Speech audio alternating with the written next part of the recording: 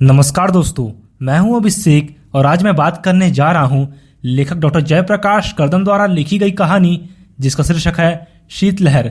इस कहानी में सर्दी के दिनों में दिल्ली की सड़कों पर फुटपाथ पर जीवन बिताने वाले गरीबों की दयनीय दशा का वर्णन किया गया है और साथ ही सभ्य समाज गरीबों के प्रति कैसा व्यवहार करते हैं इसका भी मार्मिक चित्रण किया गया है।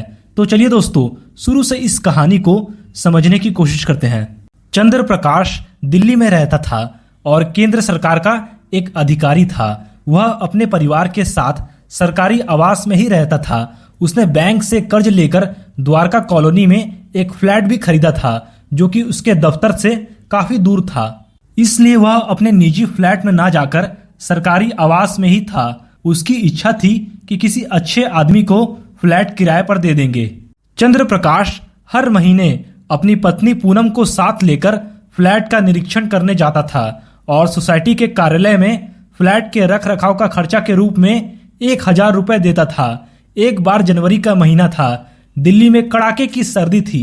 ठंड से सभी लोग थर थर कांप रहे थे। तभी चंद्र प्रकाश ने सड़क के दोनों तरफ ठंड से ठिठुरते हुए गरीब बच्चों और बूढ़ों को अपनी आंखों से देखा तो उन्हें देखकर उसका दिल पिघल गया।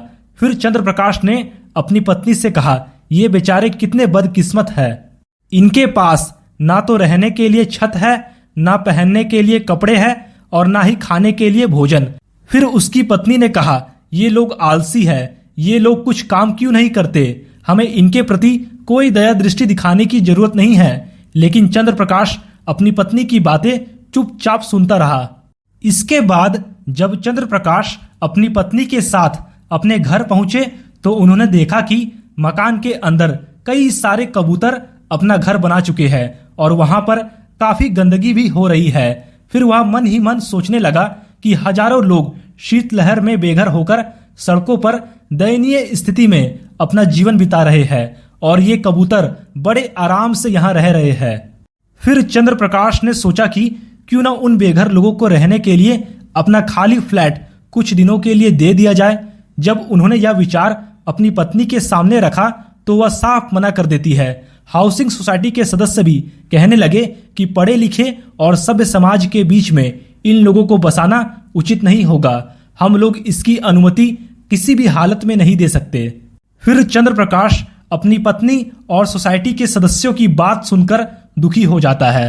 वह अपने घर लौटते समय सड़क के दोनों तरफ ठंड के मारे कांपते हुए बच्चों को देखता है और महसूस करता है कि उनके शरीर पर शीतलहर का कितना भयंकर प्रभाव हो रहा है। वह उन्हें 100 रुपए देना चाहता है और फिर वह सोचता है कि क्या 100 रुपए से उनकी समस्या हल हो जाएगी? बिल्कुल नहीं। और इस प्रकार वह चाहते हुए भी उन बेघर लोगों की सहायता नहीं कर सका। तो दोस्तों, इस वीडियो को लाइक और शेयर करके आप हमारा आत्मविश्वास बढ़ा सकते हैं और हमारे चैनल पर पहली बार आए हैं तो चैनल को सब्सक्राइब जरूर करें। धन्यवाद।